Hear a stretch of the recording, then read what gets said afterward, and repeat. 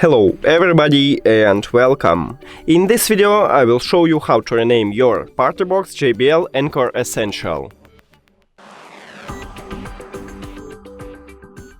You have to start by open settings, then go to Bluetooth. Now click the information icon near to your party box and then click on name.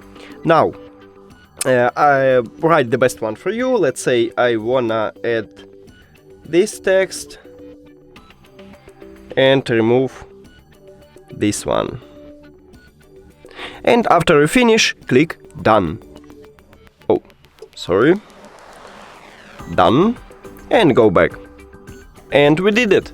Thank you for watching this video. If you found it helpful, please consider subscribing to channel and leave the like on the video. It's really important to us. See you later.